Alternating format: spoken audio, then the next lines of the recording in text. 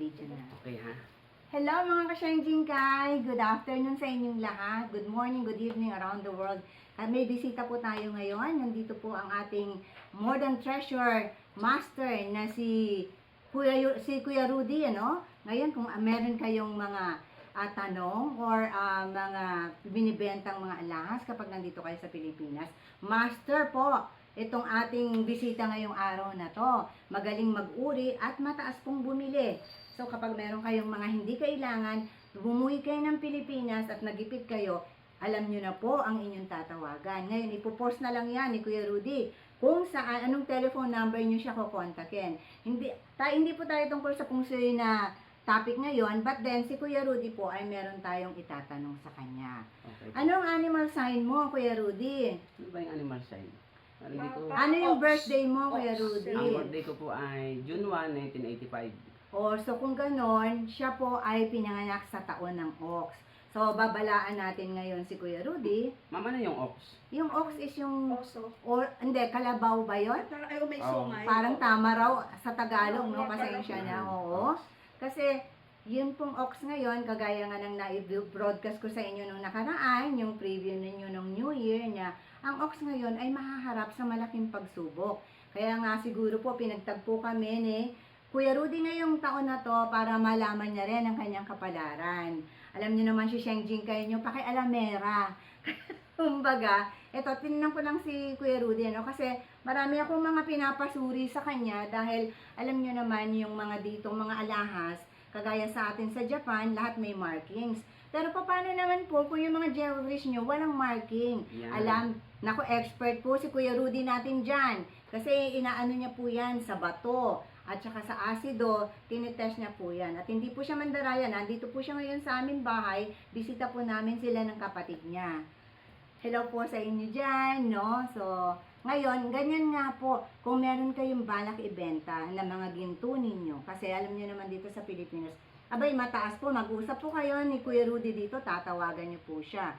Pupuntahan niya po kayo para masuri po yung inyong mga alahas na gustong ibenta at mataas po siyang magbili ng inyong mga hindi na kailangan, yung mga ninyo dyan, no? Especially pag nasa Pilipinas kayo talaga minsan kinakapos kayo, kaysa dalhin nyo sa sanlaan kay Kuya Rudy po, dahil ang sanlaan, hindi po niya bibilhin yan, hindi po bibilhin ng sanlaan. Kung ready na po kayo na i-dispose na yung inyong jewelries, abay, dapat po sa kanya na lang. Buyer po siya ng mga Ray-Ban, mga kung ano-ano yung mga dyan, mga 18K, 14K, bahala po kayo kung pag-uusapan nyo yan sa tamang presyo.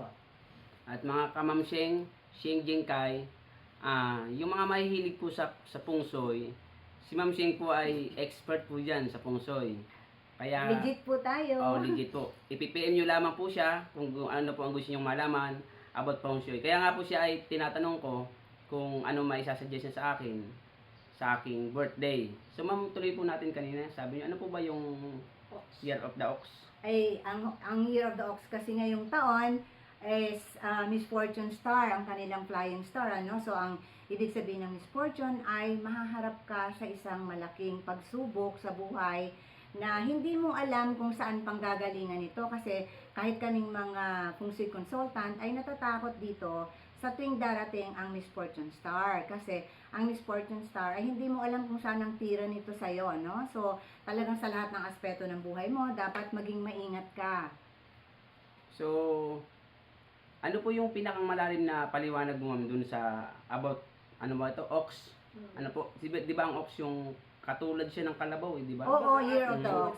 Kasi kung may alam po ang mga viewers ko po kapag sinabi kong Year of the Ox, ay usually ang mga nanonood po sa akin ay mahilig talaga sa pungsoy.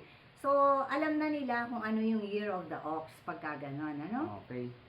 So, yun po, nadinig nyo po yung tungkol po sa Year of the Ox. Ako po ay June 1, 1985. At kung may katulad man sa inyo ng ating birthday, so yan po ang paliwanag ni Ma'am Sheng. Ma'am Sheng na lang kasi napakahaba po ng kanyang Oo, Ma'am Sheng talaga Ma'am Sheng na lang po. nila. Baka po kasi magkamali ako, masabi ko bikay. Ma'am Sheng na lang po. So, si Ma'am Sheng po ay isa sa kaibigan natin. Marami po siyang alas na pina-appraise po sa akin. Pero wag po kayong mag-alala, hindi po siya ma-hold up kasi wala naman po dito yung alas niya. inalis na po niya. Opo, at si Ma'am Sheng po ay napakabait, napaka approachable po siya, friendly, yan, at saka marunong po siyang lumibel kung sino po ang maganda siya sa personal. opo, kung sino po ang kanyang Ano ba harapin. Tsaka po kung gaano niyo po siya nakikita sa video, kaganda, mag-time din po kayo sa personal. Nako, talaga naman. Opo. Masyado naman akong... Pero alam niyo po, nung unang nakita ko po talaga itong si Kuya Rudy natin sa More Than Treasure po. Hanapin niyo yung kanyang YouTube din, ano? Yung More Than Treasure niya is kung may mga... Kunyari may mga namana kayo sa mga magulang niyo na walang mga nakatatak. Siya po, expert po talaga siyang alamin yan. Nalalaman niya yun kung ano bang mga level na yung mga carats nito. Kasi kahit ang mga nung araw po kasi, may mga antigong mga alahas talaga na wala pong tatak. Kasi ngayon na lang po talaga, lalo na sa Japan, no, lagi talagang may marking. Pero dito sa Pilipinas po, marami pong mga alahas na walang markings. So kung gusto niyo po talagang malaman yung mga ano ninyo, mga ginintuan ninyong nakatago dyan, abay naman, ipasuri na natin agad kay Kuya Rudy yan. Maganda yan. So, yan, mga pinamana sa inyo, may mga nagtatanong sa inyo sa akin na meron nagpamana sa inyo ng ganito. Bumibili din po siya ng mga silvers, no? Kung gusto niyo talaga na ano, basta kayo na lang po ang kumontak sa kanya sa More Than Treasures. Yun po ang kanyang YouTube channel.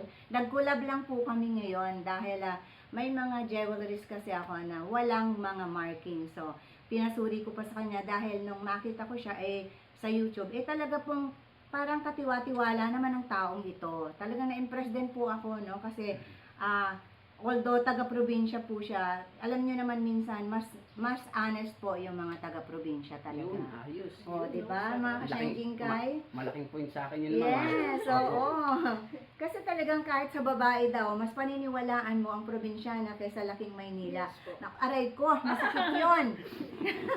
So, ayun mga kasyengking kay ko, alam nila na lagi ako nagjo-joke talaga. So, kung yung may mga ano dyan yung sa mga tungkol sa mga alahas nyo, yan, o yung pagpapasuri, hindi po siya manluloko kasi alam nyo po, minsan yung pagpapasuri, no, alam nyo po, alam natin na meron tayong mga ungpin, ungpin ba yun ang tawag doon? Ano yung pagkakaiba nila ng binondo? Yun pareho lang ba yan? Ayan. So, may mga ano po doon, no, hindi naman sa po tayo sa nang mamata sa ibang tao, pero mas safe po na kayo lang po ng tao. Kasi pagpapasok po kayo sa mga ganon, malay nyo po pagkatapos nyo magbenta, hold upin naman kayo, di ba? So, mas maganda po talaga na face-to-face kayo ng inyong, ang tawag sa inyo, latero? Alahero po. Alahero, yun, ano, yung mga ganon. So, okay po. So, salamat po sa advice ni Ma'am Sheng. Sabi niya, may malaki daw pagsubok na darating sa akin ngayon. Ay mukha pong meron nga. Tapos po ay, sa advice po niya, maghanda, lagi naman po tayong handa. oo, dapat pag-ingatan. Ang Okay. lahat ng aspeto yan. Sa pag-ibig man yan, sa health man yan, sa... Family. Alam nyo, minsan kasi ang Miss Fortune Star talaga, no? Kung saan ang weakness mo. Doon ang atake niyan. So, si Kuya Rudy lang nakakaalam ng kanyang kahinaan. So, yun ang dapat niyang pag-ingatan at suportahan talaga. Alam na yan ng mga taga-Ox kasi nakabili na sila lahat ng books ko. Yung mga Ox na yan, nung pagpasok pa lang ng taon. Kasi every December talaga ako nagbebenta ng book set ko, no? Para protection ng mga hindi maganda ang kanilang taon. At saka, doon naman sa magaganda ang mga taon is na-enhance nila yung kanilang swerte. So, yung mga Ox born natin dyan na subscriber ni Kuya Rudy, ay makikiusap din po ako sa inyo. Please subscribe also to my channel kung may interest kayo sa Feng Shui. Kasi, Bali Ma'am, sa'yo yan eh. sa akin ba to? Ako, sa'yo po yan. Akala ko sa'yo. Ako ang kanila pong ipapalo. Tapos Ma'am, gaano na po Ma'am kayo katagal sa inyong experience po dyan sa pagiging expert ng Feng Shui? Feng Shui, siguro mag 17 years na. Okay. 17 years na Ako since naman. I graduated, no? Ako naman sa Alahas 16, siya po naman ay 17. So mas mataas na po ang kanyang experience.